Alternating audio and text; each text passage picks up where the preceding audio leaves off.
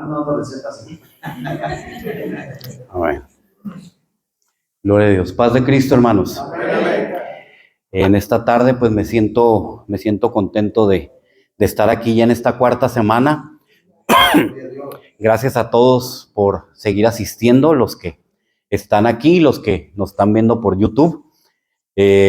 También esto va a quedar no solamente para el día de hoy. Si usted gusta volver a verlo, ahí después puede pedir información y le damos el link para que pueda ver el estudio del día de hoy. Hermanos, ahora ya acabamos con la historia bíblica.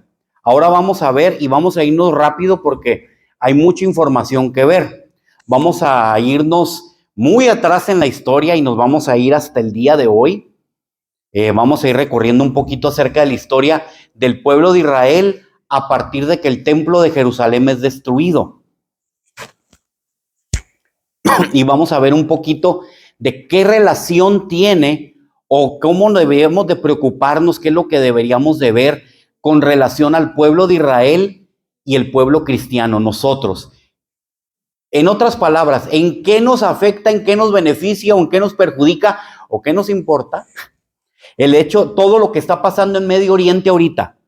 Ahorita, ¿qué es lo que sale en las noticias? Que los rehenes van a ser, que ya regresaron a todos los que están vivos, ahora están esperando a todos los que están muertos, para que se acabe la paz.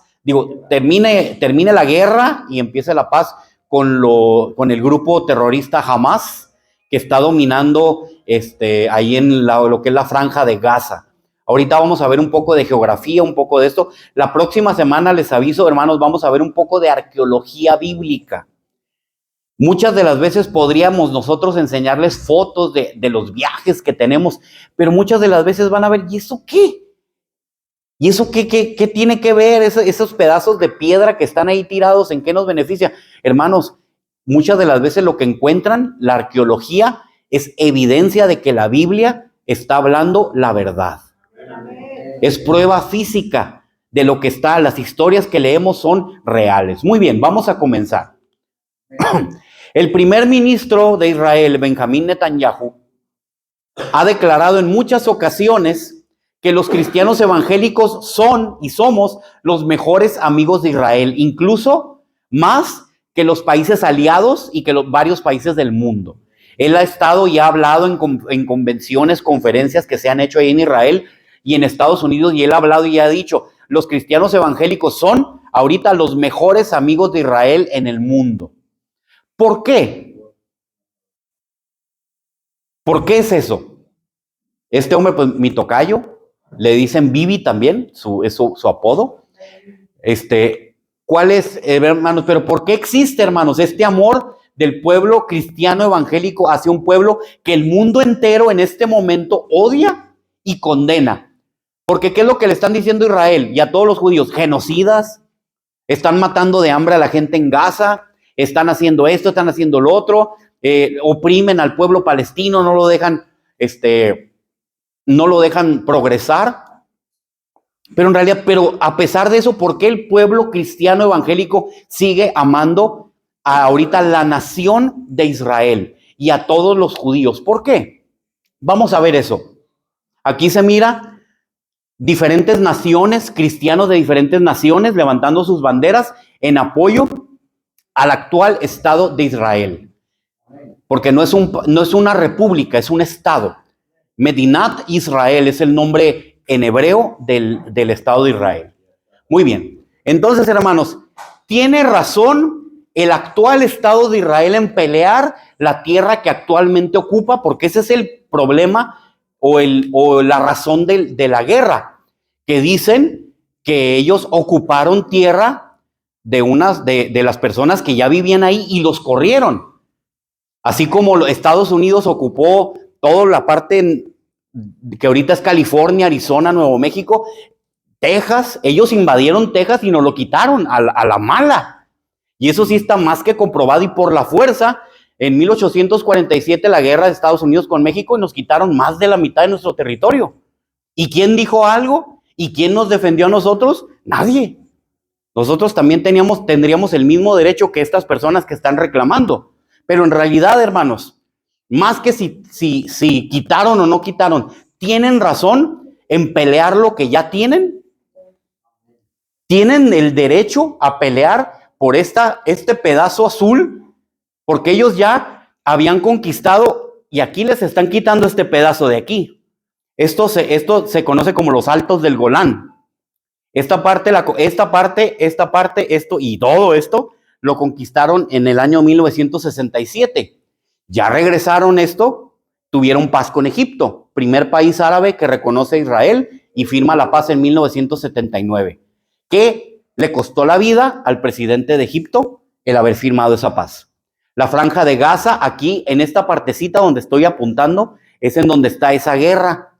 En este pedacito está esa guerra que ya llevó aproximadamente 2 años, casi 2 años en estar peleándose. Y esta parte de aquí, que se conoce como Cisjordania, o como los judíos lo llaman, o israelitas, Judea y Samaria. Entonces, ¿tienen derecho a ella? Vamos a viajar, hermanos. Vamos a viajar. Eso el sí o no lo vamos a ver después. Vamos a viajar aproximadamente 2000 años atrás. Vamos a irnos en el tiempo por ese túnel con esos relojitos. Hagan de cuenta como si estamos viajando en una máquina del tiempo y estamos yéndonos aproximadamente 2000 años hacia atrás, al pasado. Esto es Judea en el año 0 de nuestra era, o sea, en el tiempo de Jesús. Así es como se llamaba la tierra de Israel. Aquí de este lado era Nabatea, Perea, Decápolis, Golán, bueno, la Galilea, donde está aquí, era el área de la Galilea, Samaria, Judea e Idumea, eran las provincias que estaban ahí. Decápolis significa Decapolis, 10 ciudades, y había diferentes poblaciones. Esa era la tierra santa, le vamos a llamar así. No le vamos a llamar ni Israel, ni Palestina, ni nada, le vamos a decir la tierra santa. Entonces, esta era la tierra de Israel en el año 0. En el año 70, los judíos se rebelan contra los romanos a partir del año 66 al 74. Aproximadamente son 8 años que duró esa rebelión. Imagínense, una guerra de 8 años es devastadora. Hasta que en el año 70 se logra la destrucción de Jerusalén y el templo de Herodes, el último templo a Jehová que estuvo en Jerusalén, fue destruido en el año 70 por el general Tito, el general romano Tito, que eventualmente se convirtió en emperador romano.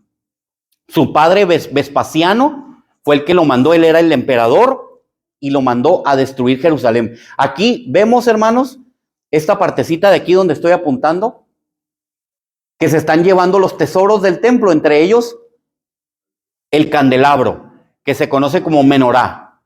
Dentro del templo está un candelabro grande de 7 brazos de oro puro, y ellos se lo llevaron, y se conoce que se lo llevaron porque en Roma existe, para conmemorar la destrucción de Jerusalén, se construyó un arco, y en el arco pues hicieron diferentes grabados haciendo o remontando, recordando la historia de esa destrucción, y entre esas están que se están llevando el candelabro. Por eso, de esa forma, dicen que el candelabro original del templo de Jerusalén lo resguarda el Vaticano, pero ese solamente lo asumen. No hay pruebas a ciencia cierta de que esto haya sucedido. Entonces los judíos son expulsados de la ciudad y la ciudad queda en ruinas y sin muros, sobre todo la ciudad y el monte del templo. Aquí, hermanos, estamos viendo las ruinas actuales de lo que era este muro que vemos aquí es de donde estaba el templo de Jehová, y aquí eran tiendas. Pero los romanos aventaron las piedras de los edificios desde aquí arriba y las aventaron hacia la calle. Ahorita no traje más fotografías, pero solamente para darles este ejemplo. Así quedaron, así imagínense, esto lo han desenterrado, esto estuvo enterrado casi 2000 años. Apenas a partir del año 1967, que Israel recupera la Jerusalén amurallada, empezaron a hacer excavaciones y encontraron estas ruinas de la destrucción que pasó en el año 70. Entonces los judíos son expulsados de la ciudad. Bajo pena de muerte, ellos no podían entrar a la ciudad. Esto es en el año 70, hasta el 74 que terminó y los corrieron, adiós. A partir de ese entonces comienza la famosa diáspora. Fueron dispersados por todo el mundo, porque también los sacaron de la ciudad, fueron expulsados completamente. En el año 117 llega al trono de Roma un emperador llamado Aelio Adriano. Él decide en el año 130 después de Cristo reconstruir la ciudad de Jerusalén porque estaba completamente destruida. Y él les dijo, ¿saben qué? Les dijo a todos los judíos del mundo. Aparte, él odiaba a los cristianos. Pero él les dijo a los judíos del mundo, ¿saben qué? Voy a reconstruir Jerusalén, voy a reconstruir el templo, los voy a perdonar. Pero eso fue en el año 127. Ya para el año 30 que lo va a construir, dice, no, mejor voy a construir una ciudad dedicada a mis dioses y le voy a poner mi nombre. Entonces termina Jerusalén en el año 132 y le llama Aelia Capitolina. Aelia porque él se llamaba, Aelio era parte de su nombre, y Capitolina en honor a la Trinidad romana de dioses que le llamaban el Capitolio. Y la componían el rey Júpiter, que era el dios principal. Se han visto caricaturas de Zeus, Júpiter es Zeus, Marte, el dios de la guerra, y Quirino, que era otro de los dioses. Y él erigió o levantó un templo a Júpiter donde estaba el templo de Jehová. Por eso está en uno de los libros de los profetas en el que predicen la destrucción del templo, en el que dice que los judíos serían objeto de burla y de escarnio. O sea, hasta el día de hoy, mira, ¿alguien ha escuchado el dicho, andas como judío errante? Entonces, eso es parte de lo que está escrito, una profecía en contra del pueblo de Israel, que serían objeto de burla y de dichos y de refrán. Serás objeto de refrán. ¿Qué quiere decir? ¿Por qué? Porque el judío no es bienvenido, aún hasta el día de hoy. Es muy difícil que el pueblo judío sea bienvenido en algún lugar. No los quieren en ningún lado. Y les inventan razones del por qué. No hay una razón válida, sencillamente existe un odio colectivo que se ha alimentado por tantos años, sobre todo a partir de esta fecha del año 70, que ellos mataron a Jesús. Entonces ellos, el pueblo cristiano de aquel entonces, sobre todo cuando ya el cristianismo se hace una religión oficial, condenan a los judíos y saben que por haber matado a Jesús, ustedes no tienen derecho a nada. No tienen derecho a vivir bien, tienen que vivir como la escoria de la sociedad. Ustedes van a ser pobres y pobres se van a quedar. Y a eso los condenaron, el pueblo cristiano. Qué curioso, ¿no? Donde Cristo dijo que amáramos a nuestros semejantes, a ellos los trataron de esa manera. Entonces, Jerusalén se convierte en esa ciudad, sobre el templo, construyen ese templo a Júpiter. Y como este emperador odiaba a los cristianos, sobre el lugar donde se cree que fue la crucifixión de Jesús en el Monte Calvario y cerca estaba la tumba, sobre ese complejo que es muy pequeño la distancia, construyó un templo a Afrodita. ¿Quién era Afrodita? La diosa del amor. ¿Y cómo se adoraba a Afrodita o cómo se le rendía culto? Por medio de orgías sexuales. Así que era una profanación completa al recuerdo o a lo que los primeros cristianos pudieran llamar santidad o del lugar, de la remembranza. Por eso, hermanos, también no es bueno que tengamos estimación por cosas materiales, porque eso también se convierte en idolatría. Entonces, no hay lugares santos. Sencillamente, la tierra de Israel en este momento para nosotros es evidencia de que la Biblia habla la verdad.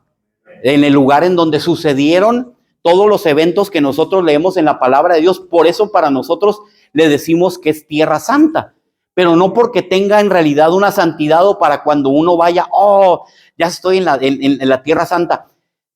La primera vez es la emoción. El Señor nos ha concedido, a mi mamá ya le concedió ir 5 veces A mí, pues, con esta visita de agosto, es la cuarta vez que yo voy. Y siempre es la emoción, hermanos, porque cuando uno es como nosotros, uno no se cansa, uno puede ir todos los días y todos los días uno encuentra algo nuevo, algo diferente, sobre todo cuando algo nos gusta. Por ejemplo, yo puedo comer la misma comida todos los días y no me enfada. Y me la como fría y no importa. Puedo ir al mismo lugar. No me enfado de ir a comer al mismo lugar, pero así soy yo. Puedo estar escuchando si un canto a mí me gusta, yo lo oigo todo el santo día, toda la semana, todo el mes, y no me va a enfadar, y todos los días cuando escuche esa parte que me gusta, me va a saber rico, me va a gustar, pero así soy yo. Hay gente que no le gusta ser así. Hay personas que siempre quieren algo nuevo, y cuando ya lo hacen 2 veces, ya es rutinario. Pero bueno, seguimos. Entonces, hermanos, ahí están esos 2 templos paganos ahora, año 137. ¿Qué es lo que provoca en los judíos? Porque este emperador profanó ese lugar santo.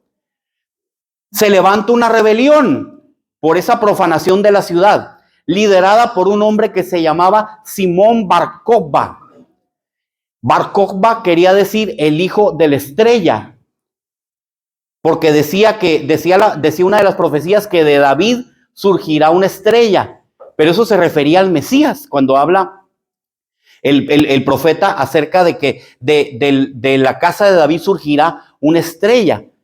Se refería al Mesías que ya había venido, pero ahora le dijeron a este hombre que él era el Mesías. Esta rebelión, ellos lograron apoderarse de Jerusalén y hasta empezaron a acuñar monedas. Cuando alguien se sentía muy seguro en una guerra o en una rebelión, empezaban a imprimir monedas. Si alguien ha visto la historia de la Revolución Mexicana, cuando el general Francisco Villa llegó a Chihuahua, como los ricos hacendados habían escondido todo el dinero, ¿qué fue lo que hizo? Empezó a imprimir dinero él, los famosos bilimbiques. De esta manera este hombre también empezó a imprimir monedas, y esas son las que más se han encontrado de la rebelión de Bar Kokhba. Pero así como Pancho Villa, de la misma manera, era la moneda que corría, pero le duró el gusto solamente 4 años, porque enviaban legiones, enviaban cuerpos del ejército romano y los acababan. Estaba leyendo la historia y fue una masacre. Hasta que los romanos se dejaron venir, así que como dicen que 1/3 parte del total del imperio romano se requirió para sofocar esta rebelión. Y estamos hablando de un ejército de casi 2 millones de personas. Así que para 1/3 de toda la fuerza, porque venían legiones y legiones y legiones, dice que quedaban avergonzados los romanos porque los judíos estaban determinados a correrlos. Pero pues la fuerza del imperio romano era muy grande. Así que pues no pudieron, y en 4 años las legiones romanas lograron sofocar esa rebelión. Hubo un castigo más por causa de esta rebelión, porque la última parte de los rebeldes que quedaron en una ciudad, llegaron las legiones romanas y los masacraron. Y el emperador dijo: no quiero ni siquiera que entierren sus cuerpos, que ahí se queden. Pero 2 años después de terminar esta rebelión, Aelio Adriano muere y es sustituido por otro emperador, que él sí permite que sepulten a todos los cuerpos después de 2 años. Imagínense, se estaban pudriendo en el calor del sol. Ahí en esa ciudad la dejaron. Era cuando los tiranos castigaban a la gente y dejaban los cuerpos muertos para escarmiento de todos los demás, porque se habían rebelado. Entonces, eso pasó con el pueblo judío en ese entonces. Ahora seguimos. En venganza, el emperador Adriano les prohíbe ahora sí entrar a la ciudad nuevamente, a entrar a la ciudad de Jerusalén, bajo pena de muerte, excepto por un día al año, que era en Tisha B'Av, que es cuando ellos conmemoran la destrucción del templo. ¿Y qué era lo que hacían? Iban a llorar al conocido muro occidental. Desde ahí se conoció como el Muro de los Lamentos. Ellos iban una vez al año a llorar la destrucción del templo, ahí a ese lugar. Esta prohibición de solamente entrar una vez al año terminó cuando el emperador Constantino que él llega y hace a la religión cristiana, la religión oficial del Estado, en el año 335, les levantó ese castigo y ya pudieron hasta vivir dentro de la ciudad. Pero adicionalmente, en venganza, este hombre, Adriano, este emperador, cambia el nombre de la región, recordando al antiguo enemigo acérrimo del pueblo de Israel, el enemigo de David, que fueron el pueblo filisteo. Y le pone de nombre a la región Siria-Palestina. De aquí surge el nombre Palestina, del nombre filisteo. Pero el nombre filisteo, ¿qué quiere decir? Invasor. Eso significa la palabra filisteo, invasor. Entonces le puso Siria-Palestina. Y ahorita los llamados palestinos que viven ahí, palestino en árabe se pronuncia Falastín. Así que pues no los están llamando palestinos, se están llamando filisteos. ¿Y qué son? Invasores. Bueno, desde ese entonces se conoce la tierra como Palestina. Sin embargo, tiempo después, la región se conoció. Bueno, ahorita lo vamos a ver. Seguimos. Aquí hay un pequeño mapa que nos dice la dominación de la tierra de Israel por las diferentes naciones. La antigua Israel, los babilónicos, los persas, la era de los griegos, los asmoneos, los romanos, los bizantinos, cada uno tiene su historia, pero si hablamos de cada uno de ellos, no vamos a acabar. La antigua Israel es la historia bíblica, lo que nosotros conocemos como la historia bíblica. Los babilonios, cuando Nabucodonosor llega y conquista Jerusalén y se lleva al pueblo por 70 años. Babilonia es conquistada por Persia, eso está en la Biblia, y el rey Darío permite al pueblo regresar después de 70 años. Después, los persas son conquistados por los griegos, Alejandro Magno. Alejandro Magno muere, se reparten las tierras entre sus generales y Antíoco Epifanes, ese emperador, fue el que trató de prohibir que el pueblo de Israel siguiera adorando a Dios, tratando de sacrificar un puerco en el altar del sacrificio en el templo. Entonces el sumo sacerdote y su familia levantaron una rebelión y lograron deshacerse de los griegos. Y eso se les conocía como los macabeos. Entonces los macabeos se fundaron una dinastía que se llamaban la dinastía Hasmonea. Y por 100 años tuvieron independencia. Llegan el ejército romano, domina, en el año 70, se transforma hasta el año 326. Empieza el imperio bizantino, porque ese emperador Constantino funda la ciudad de Constantinopla, que actualmente se llama Istambul, y ahí es donde se funda un nuevo imperio, el imperio occidental o el imperio bizantino, que son los que dominan ahí. Más o menos es lo que, aquí está más o menos toda la explicación. Ya nos vamos a ir más rápido. Después de los bizantinos, se funda el Islam en el siglo VII, esa religión que ahora todo el mundo conoce, el Islam, y ellos llegan y dominan. A los líderes de los musulmanes se le conocía como califas, y esos califas hacían un califato. Entonces, aproximadamente por 400 años, hubo califatos en la tierra de Israel, diferentes pueblos que llegaban, porque entre ellos siempre se han peleado entre ellos. En el Islam, las naciones, hay como 22 naciones árabes musulmanas, pero entre ellos se están peleando por las diferentes facciones, diferentes formas de pensar, o sencillamente por el hecho de dominar. Y en ese califato de 400 años cambiaron de mano la tierra de Israel como unos 4 o 5 veces. Hasta que en el año 1099, convocados por el Papa, que convocó a todo el pueblo cristiano para recuperar la Tierra Santa para el Papa, se levantan las cruzadas y los cruzados en el año 1099 logran dominar nuevamente la tierra por aproximadamente 100 años. Pero cuando ellos llegan, ¿qué es lo primero que hacen? ¿Quiénes eran los enemigos número 1 para ellos? Los judíos. Todos los judíos que vivían dentro de la ciudad y los musulmanes los masacraron, hicieron un baño de sangre cuando ellos llegaron. Solamente Cristo reina, dijeron. Dios lo permite, la guerra santa Dios la permite.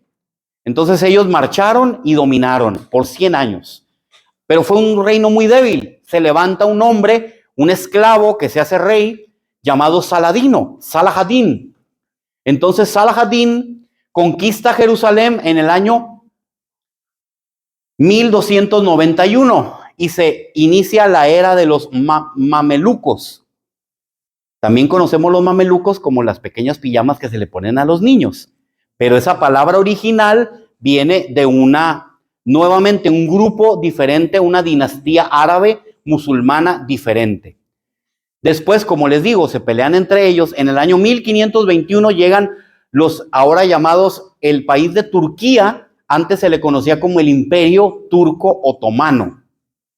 Ellos llegan en el año 1517 y construyen la ciudad de Jerusalén. Reconstruyen los muros de la ciudad de Jerusalén. De parte del líder de ellos, que fue el emperador más fuerte que tuvieron, o el sultán, era el rey, Suleimán el Magnífico. Suleimán en árabe quiere decir Salomón. Así que su nombre, Suleimán, en hebreo Salomón, Shlomo. En español, Salomón. Entonces, Salomón el Magnífico reconstruye los muros de la ciudad y son los que están en este momento. Cuando usted va a Jerusalén y mira los muros, son de la época de los que logró construir Suleimán el Magnífico. Tienen aproximadamente 500 años esos muros, que para lo que hay o lo que existe ahí en Israel, eso es nuevo. Ya algo de 300, 400 años, si no les gusta, lo tumban. Porque para ellos lo que importa es que tenga 1000, 2000, 3000 años. Porque así es de antiguo todo lo que hay ahí. Entonces ellos dominaron la Tierra Santa hasta 1917. Ya nos vamos a brincar 500 años. Pero hasta el año 1917, que pasó la Primera Guerra Mundial, los turcos estuvieron del lado equivocado, se pelearon contra los ingleses y los ingleses les ganaron. Y los ingleses dominaron después la tierra según esto, por mandato de la entonces Liga de Naciones, que fue la que existió antes de la ONU, y les dijo, no, pues ustedes administren la tierra.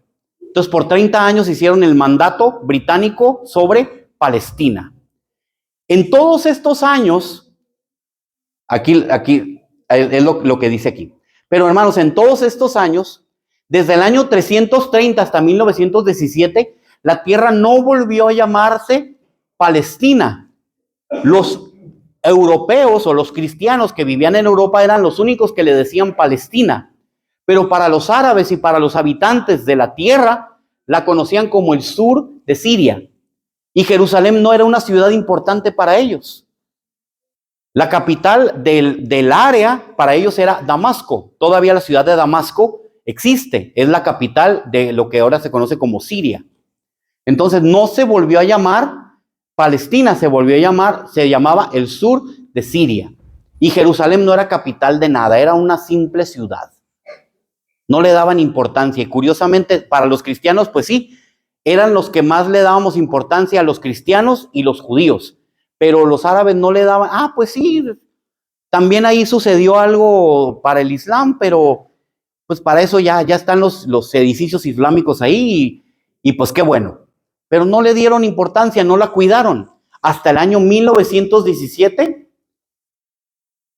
fue cuando le dieron esa importancia ya renovada, pero fue por una razón. A partir del año 1850 existió un renacimiento de decir, queremos regresar a la Tierra Santa de parte de los judíos. Empezó un movimiento llamado sionismo, movido por un hombre de Austria llamado Teodoro Herzl, que él promovió que la gente regresara. Él era un judío. Entonces, de ahí surgió el deseo y empezaron a emigrar a la tierra. Bueno, lo que dice aquí, durante todo este tiempo de la dominación árabe de los califatos y de los mamelucos y de los turcos, ellos permitieron que los judíos regresaran compraran tierras y siguieran viviendo ahí. Los árabes no se hacían llamar palestinos. Ellos decían que era el sur de Siria. Ellos se hacían llamar árabes. Aún en 1917 ellos se hacían llamar árabes. ¿Con qué quiero llegar con esto? No existe tal pueblo llamado palestinos.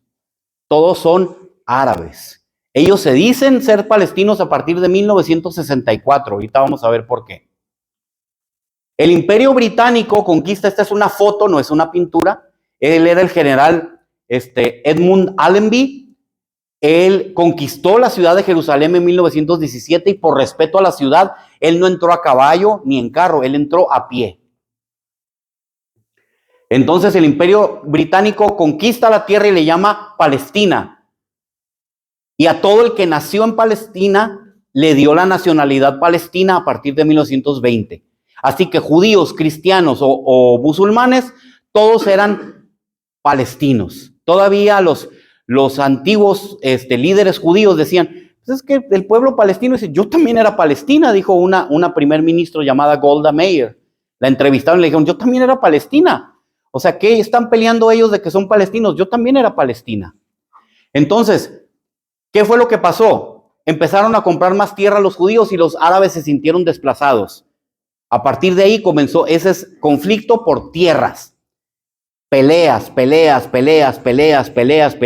Hasta el año 1947, los judíos nunca robaron tierras. Ellos las compraron y las compraban a 3 veces, 4 veces lo que costaban. Porque precisamente para que no las compraran, les decían, te las vamos a vender caras. Y establecieron ellos comunidades que se llamaban kibbutz, que hasta el día de hoy existen. Al año 47 siguió la dominación árabe. Los árabes ejercían presión para que no los permitieran llegar. Llega la Segunda Guerra Mundial, surge el Holocausto judío, en donde 6 millones de judíos fueron eliminados.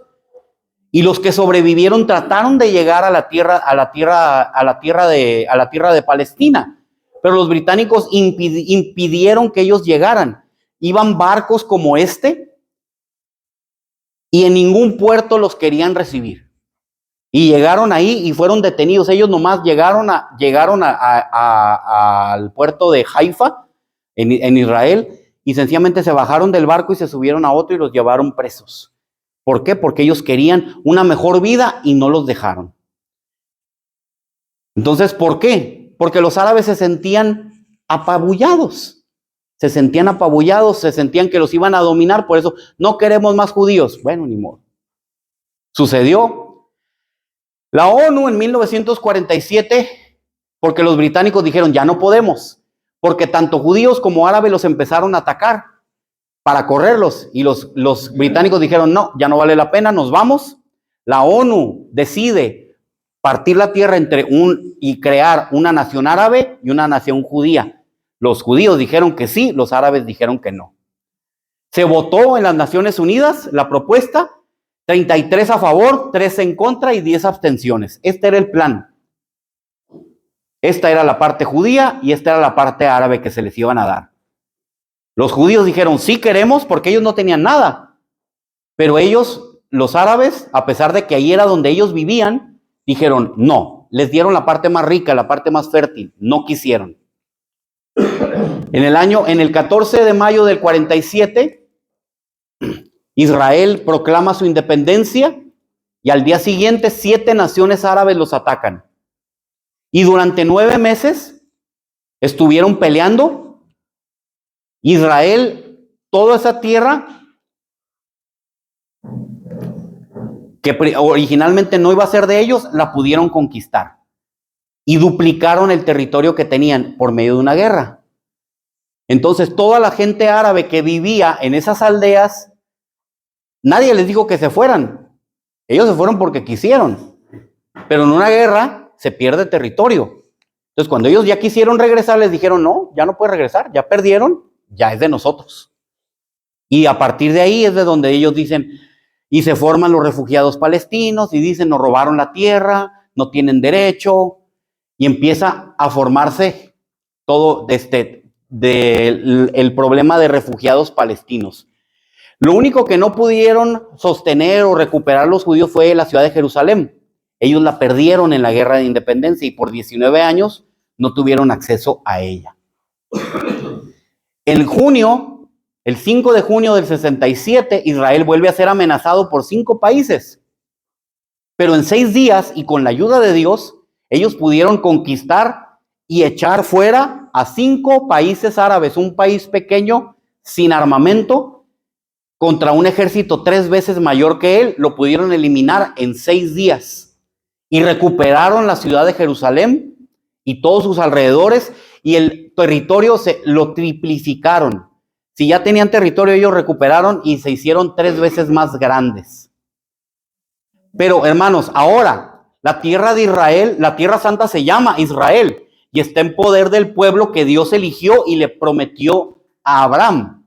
Según Génesis 17 del 6 al 8, Dios le prometió a Abraham: y te multiplicaré en gran manera y haré naciones de ti y reyes saldrán de ti y estableceré mi pacto entre mí y ti y tu descendencia después de ti en tus generaciones por pacto perpetuo para ser tu Dios y el de tu descendencia después de ti. Y aquí es la clave: y te daré a ti y a tu descendencia después de ti la tierra en que moras, toda la tierra de Canaán en heredad perpetua, y seré el Dios de ellos. Ahí está la promesa de Dios para el pueblo. Pero ahora, hermanos, ¿cuál es mi postura? Por lo menos yo soy, y lo que le dije, sionista. El sionista es el que está de acuerdo en la fundación del Estado de Israel. ¿Yo soy sionista? Sí, soy sionista y soy muy sionista. Y de hecho, hermanos, si nos quisiéramos ir a la cuestión de la familia y del linaje, mi papá, una de las veces cuando él era presidente fue a España, investigó algo del apellido de la familia y resultó que fuimos de los judíos, la familia fuimos de los judíos expulsados de España. Por lo tanto, si quisiéramos, pudiéramos tener o aludir que somos judíos. Pero, ¿de qué nos sirve? Es lo que vamos a ver ahorita. ¿Valdría la pena para nosotros reclamar eso? Vamos a ver si es verdaderamente lo que tenemos que hacer o no. Ahora, hermanos, que hemos comprendido quién es el pueblo de Israel y la nación judía y que adoramos al mismo Dios. Eso es lo más importante, adoramos al mismo Dios. Ellos son el pueblo elegido desde tiempos antiguos. Dios hizo un pacto con ellos. Y hay bendición si los bendecimos, pero también hay maldición si los maldecimos. ¿Qué tanto podemos mezclarlos con ellos? Con lo que ellos creen, con lo que ellos practican y con la forma en la que ellos adoran a Dios. ¿Es correcto para nosotros asumir o seguir o querer seguir sus costumbres, creencias, tradiciones y el idioma? Eso sería regresar a las raíces de la adoración genuina de Dios. Eso lo vamos a ver. No se respondan todavía esa pregunta. ¿Es en realidad eso? Porque muchos dicen, vamos a regresar a nuestras raíces. Pero vamos a ver qué es eso. La respuesta, hermanos, es no. Ya que el tratar de regresar a sus raíces, como lo dicen, que hay que regresar a la ley de Moisés y regresar a la Torá y regresar a la ley de Moisés, eso se le llama judaizar. Eso está en el libro de Gálatas. El apóstol Pablo le habló a la iglesia de Gálatas sobre eso. Pero hermanos, ¿qué es judaizar según la Biblia? Para poder definir qué es judaizar según la Biblia, debemos de ir a la única parte en la Biblia donde esta palabra es utilizada. Porque hay una sola cita en la Biblia en donde esta palabra es utilizada. Primero vamos a ir a cuando Jesús estaba sobre la tierra y les habló a los fariseos. Le preguntaron pues los fariseos y los escribas, tú, ¿por qué tus discípulos no andan conforme a la tradición de los ancianos, sino que comen pan con manos inmundas? Respondiendo él les dijo, hipócritas, bien profetizó de vosotros Isaías, como está escrito, este pueblo de labios me honra, pero su corazón está lejos de mí, pues en vano me honran enseñando como doctrina mandamientos de hombres. Aquí es donde vamos a entrar en materia, hermanos. El judío al día de hoy tiene un libro que se llama el Talmud. ¿Qué es el Talmud? es la explicación de la ley de Dios que Dios le dio a Moisés y se le conoce como la Torá escrita, es la que tenemos en la Biblia. Pero la Torá oral es la que ellos por generaciones se han estado pasando, como diciendo, lo de la Biblia está muy confuso, así que nosotros como sabios vamos a interpretar, o según dicen, Dios también le dio esa interpretación a Moisés en el monte Sinaí, y por lo tanto se convierte en una tradición. Por eso le dijeron a Jesús, ¿por qué tus discípulos no siguen la tradición de los ancianos? ¿Dónde en la Biblia dice que para comer te tienes que lavar las manos? ¿Por qué lo hacemos? Por higiene. Porque sabemos que a veces estamos agarrando cosas y pues necesitamos lavarnos las manos pues para no enfermarnos a la hora de comer. Sobre todo cuando vamos al baño, pues lavarnos las manos. En la época del COVID, lavarse las manos 30 segundos y luego ponerse gel y todo. ¿Por qué? Por salud. Pero ellos era una tradición. Y ellos para lavarse las manos utilizan una tinajita, la llenan, va uno a los sanitarios allá y todos los lavabos tienen su tinajita. Rellenan la tinajita y tienen que decir una oración y primero se mojan una mano, luego se mojan otra, luego se mojan otra, luego se mojan otra. Y eso es lavarse las manos. Entonces, como dice la tradición, si no te lavas las manos, mejor no comas. Así que si tengo hambre y no me puedo lavar las manos porque no hay agua para lavarme las manos, pues ya me quedé con hambre. Pero es una tradición. Y Jesús les dijo, le das más importancia a las tradiciones que lo que está en la ley de Dios. A la justicia, a la misericordia, sobre todo era lo que Jesús predicaba. La justicia, la misericordia, el amor hacia los demás. No necesariamente una regla que no importa si la sigues o no. En los libros de los Hechos, Pedro les dijo, cuando entró a la casa de Cornelio, porque lo mandaron llamar, porque un ángel le habló, le dijo, vosotros sabéis que es abominación para un varón judío juntarse o acercarse a un extranjero, pero a mí me ha mostrado Dios que a ningún hombre lo llame común o inmundo. Tuvo una visión bajo una sábana del cielo con mucho animal del cual ellos no podían comer y le dijo, mata y come. Señor, nunca ha probado mi boca animal inmundo. Y Cristo le dijo, la voz del cielo le dijo, no llames inmundo lo que Dios ha purificado. Entonces eso fue lo que le dijo.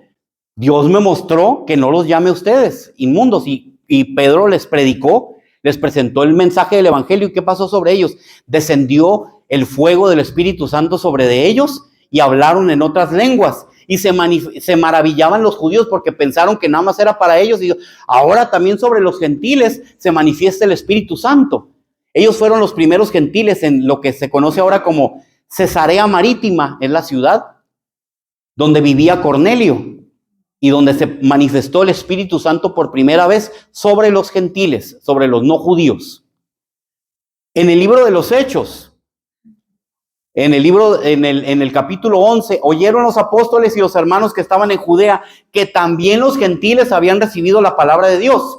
Y cuando Pedro subió a Jerusalén, disputaban con él los que eran de la circuncisión diciendo, ¿por qué has entrado en la casa de hombres incircuncisos y has comido con ellos? Dentro de la iglesia había hombres muy judíos que les decían los de la circuncisión, que decían, no, todo cristiano, aparte de aceptar a Cristo como el Mesías y como Salvador y ser bautizados, tienen que seguir la ley de Moisés, las fiestas, la circuncisión y todo lo demás. De otra manera no pueden ser cristianos. Por eso, a pesar de que oyeron que los gentiles también habían recibido la palabra de Dios, le pelearon y discutieron con Pedro. Y se pelearon con Pedro. Y en algún momento le ganaron en la discusión y Pedro se hizo como ellos, pero eso lo vamos a ver después, como en esta cita. El apóstol Pablo se enfrentó al apóstol Pedro. Dice la cita, pero cuando Pedro vino a Antioquía le resistí cara a cara, porque era de condenar, porque antes de que viniesen algunos de parte de Jacobo, comía con los gentiles, pero después de que vinieron, se retraía y se apartaba. Así que Pedro, sintiendo la presión de los judíos, pues cuando había judíos, no puedo comer eso, pero cuando no había nadie, venga para acá. Comía con ellos. ¿Y qué comía? ¿Qué era lo que se acostumbraba a comer? ¿Cuál es el animal que más se acostumbra a comer? ¿O cuál es más fácil de criar? ¿El puerco? ¿El cochito? las carnitas, el chicharroncito, la grasita, pero el judío no lo puede comer porque está prohibido. Entonces, le dijo, aquí es la parte de la Biblia donde dice, y en su simulación participaban también otros judíos, de tal manera que aún Bernabé también fue arrastrado por la hipocresía de ellos, pero cuando vi que no andaban rectamente conforme a la verdad del evangelio, le dije a Pedro delante de todos, si tú siendo judío vives como los gentiles y no como judío, ¿por qué obligas a los gentiles a judaizar? Ahí es donde se emplea esa palabra, judaizar, seguir las tradiciones de los ancianos. Eso es judaizar, seguir tradiciones y hacerlas como regla en vez de tomar a la palabra de Dios como nuestra regla. Nos importamos o nos importan a veces cositas, detallitos, tradiciones. Por eso les dije, la forma de tradición y de creencia que tienen los judíos muchas de las veces son tradiciones. Ahorita vamos a ver algunas de esas tradiciones y me las voy a poner para que ustedes vean todo lo que implica. Entonces, hermanos, podemos definir que judaizar según la Biblia es guardar las tradiciones de los ancianos y de la Torá oral, que son las tradiciones rabínicas. Es un judaísmo rabínico. ¿Qué quiere decir? Los rabinos son los que tienen la palabra, no la palabra de Dios. Los rabinos son los que establecen qué es lo que se debe y no se debe de hacer, y no la palabra de Dios. Entonces, aquí le tenemos que hacer caso a la palabra de Dios o a los hombres. Y eso es lo que dice la palabra, claro que a la palabra de Dios. Y ellos le dan más tradición o le dan más importancia. ¿Qué dice el rabino? ¿Qué decía el rabino? ¿Qué decía Maimónides? ¿Qué decía Rambam? ¿Qué decía Ramban? Hay como 2 o 3 diferentes rabinos que a ellos le dan y van a las tumbas y oran en las tumbas de los rabinos. Uy, ahí está sepultado. Para ellos es santo. Y van a las tumbas y oran en las tumbas y prenden velitas. ¿Dónde hemos escuchado eso antes? Prender velitas. Bueno, los gentiles deben guardar la ley de Moisés. ¿Qué quiere decir la ley de Moisés? Guardar las fiestas solemnes, la Pascua, guardar el sábado, no comer esto, no comer lo otro. ¿Deberíamos de hacerlo? Hechos 15, del 28 al 29, hubo un concilio en Jerusalén. Después de que los gentiles mandaron una carta a los hermanos de Antioquía y les dijeron, nosotros nunca hemos vivido así, ¿por qué ahora nos dicen que tenemos que vivir así? Nosotros aceptamos a Cristo. Entonces, oraron los apóstoles y el Espíritu Santo les reveló y les escribieron, porque ha parecido bien al Espíritu Santo y a nosotros no imponeros más cargas que estas que son necesarias para que se abstengan de comer de 3 cosas, de lo sacrificado a los ídolos, de sangre y de ahogado y de fornicación. Dice, de las cuales cosas si las guardas van a ser bien. Y para cerrar, pasadla bien. ¿Qué quiere decir, hermanos? No debemos nosotros, de la ley de Moisés, solamente debemos de guardarnos de la inmoralidad sexual, de comer sangre. ¿Por qué? Porque en la sangre está la vida, dice la palabra de Dios. En lo ahogado, ¿por qué? Porque la sangre se coagula y se queda en la carne. Por lo tanto, es preferible no comerla. Y de lo sacrificado a los ídolos. Ahí, ¿qué es una fiesta sacrificada a los ídolos? Un ejemplo, lo que viene el próximo jueves. Día 31, el viernes, sí es cierto, es el viernes, porque el jueves es sí. Entonces, hermanos, eso es lo que es lo sacrificado a los ídolos, todo lo que no para nosotros es idolatría. Entonces, hermanos, el pueblo de Israel tiene mandamientos, al igual que tradiciones rabínicas que lo han convertido como si fueran mandamientos de Dios. Dice la palabra de Dios, y estas palabras que yo te mando hoy estarán sobre tu corazón. Y las repetirás a tus hijos y hablarás de ellas estando en tu casa, andando por el camino, al acostarte y cuando te levantes.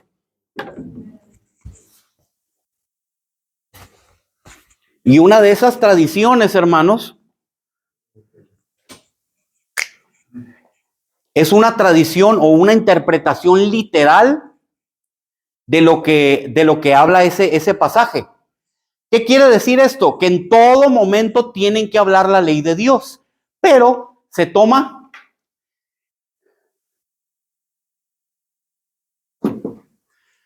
Y las atarás como una señal en tu mano y estarán como frontales entre tus ojos. Le puse al revés. Eso es todo lo que dice el mandamiento. Y las atarás como una señal en tu mano y estarán como frontales entre tus ojos. En ningún momento dice, tienes que hacer esto y lo tienes que hacer de esta manera y lo tienes que hacer de esta otra manera, tienes que orar esto, tienes que decir esto, para nada. Pero ellos sí. Ahora yo tengo que hacer una figura aquí y amarrarme 1, 2, 3, 4, 5, 6, 7.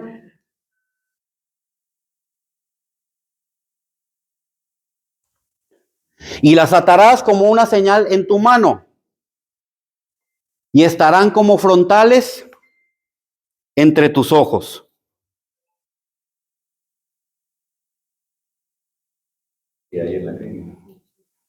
¿Qué es esto, hermanos? Dice que estas palabras que yo te mando hoy estarán sobre tu corazón. No está derecho esto.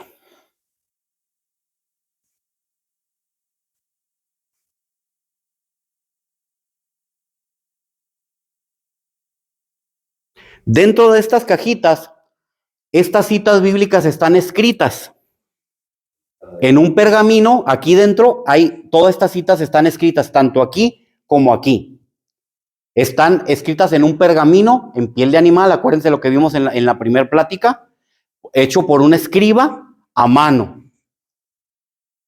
Y eso es lo que, la figura del niño, es lo que yo traigo ahorita puesto. Y dice también, y las escribirás en los postes de tu casa y en tus puertas. Eso que miran ustedes ahí es una mesusa. Eso también está en cada una de las puertas, tanto de la casa, de la entrada de la casa, como de los cuartos en una casa judía. Y en los negocios y en la ciudad de Jerusalén, cada una de las 7 puertas tiene una mesusa. Cuando ellos oran, el mandamiento que ellos tienen, el mandamiento rabínico es de que ellos tienen que usar esto una vez al día. Cada vez que hacen sus 3 oraciones, lo tienen que usar por lo menos en una de las oraciones. En Israel hay un grupo que se llaman Chabad. Ellos tienen estantes en las calles para que uno, si no está en casa y no trae su tefilim, eso se llama tefilim en hebreo, si ellos no se lo pueden poner, entonces ellos te lo prestan para que tú puedas cumplir con tu mandamiento en ese día. También, hermanos, en Números 15, 38, 39, dice, y habla a los hijos de Israel y diles que se hagan franjas en los bordes de sus vestidos por sus generaciones, para que se acuerden de los mandamientos de Jehová para ponerlos por obra. Y no miren a vuestro corazón y vuestros ojos para que no, de los cuales os prostituyáis. ¿Qué quiere decir? Que ocupan un recordatorio físico para que ellos se puedan acordar de los mandamientos de Dios. Cuando ellos oran, se lo ponen y ya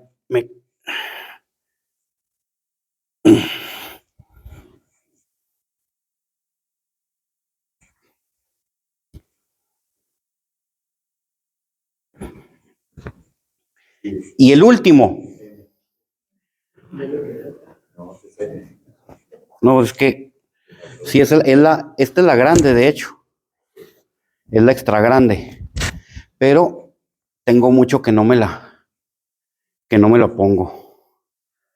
Y siempre he batallado para hallarle el modo. Pues como no se acostumbra, hermanos.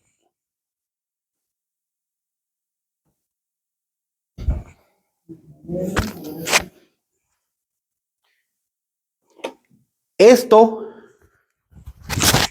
no está en la ley de Moisés. Este y sí está en la ley de Moisés. Pero este es un mandamiento extra que ellos tienen, que todos los días se pone. Esta es una kipa. ¿Y qué es lo que significa? la autoridad de Dios sobre mi cabeza. Y solamente el hombre se lo pone. ¿Por qué, hermanos?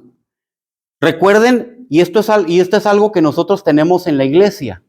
La mujer es la que debe de cubrirse la cabeza por causa de la autoridad de los ángeles.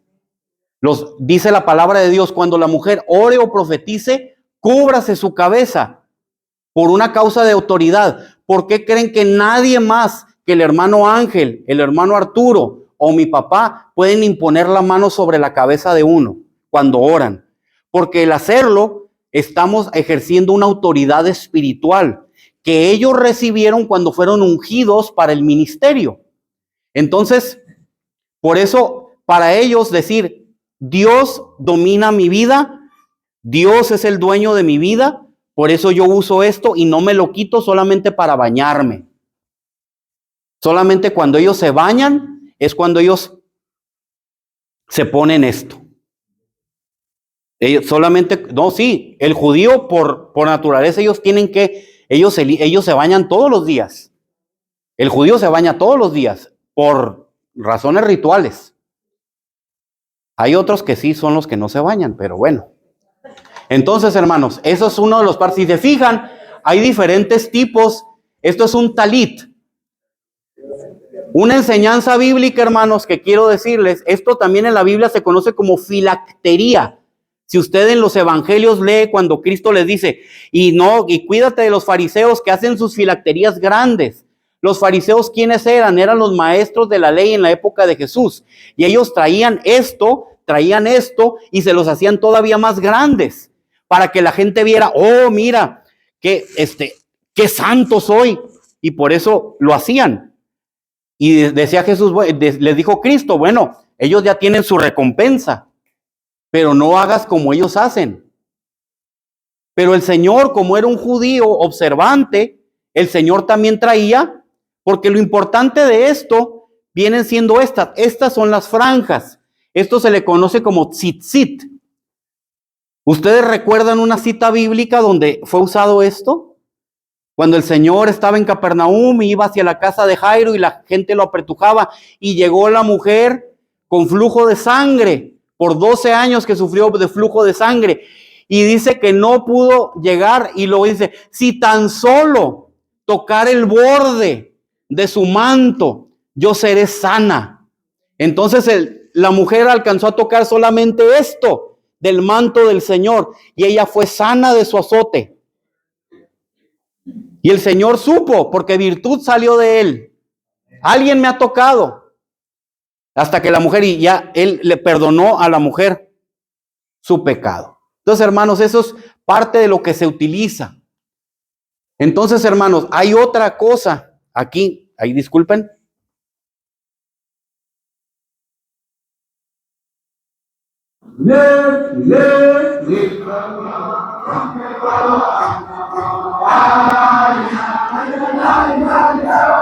Esto es un nigún.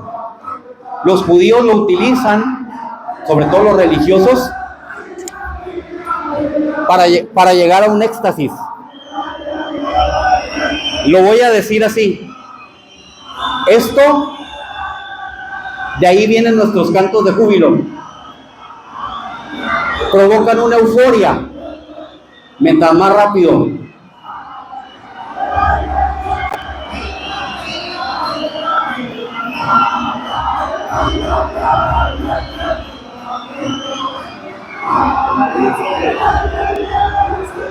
Y son puros hombres. Y solamente están, a veces tiene letra o a veces nada más, ay, ay, ay, ay, ay, ay, ay, ay.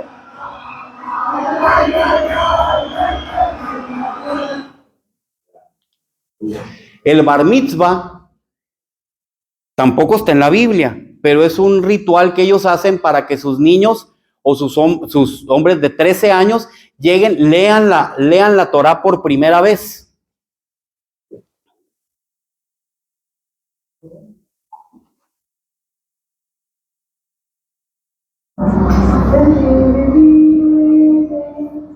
Ellos están leyendo el rollo de la Torah por primera vez.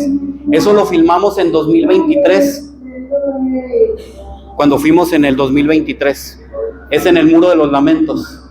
Y se fijan, el niño tiene su talit, su kipa, una kipa blanca, y tiene sobre su brazo sus tefilín.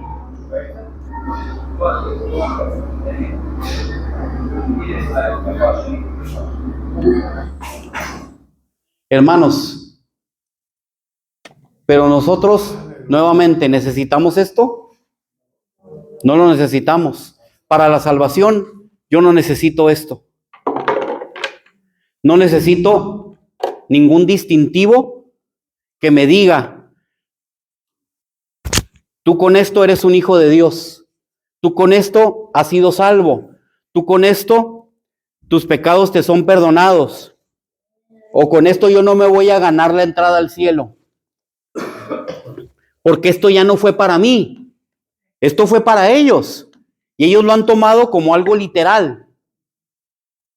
Pero el sacrificio del Señor Jesucristo, cuando Cristo dijo, consumado es, ahí se cumplió, hermanos, la obra redentora sobre nosotros, para que por medio solamente del sacrificio del Señor en la cruz del Calvario, sin necesidad de hacer nada más, obtenemos la entrada al cielo.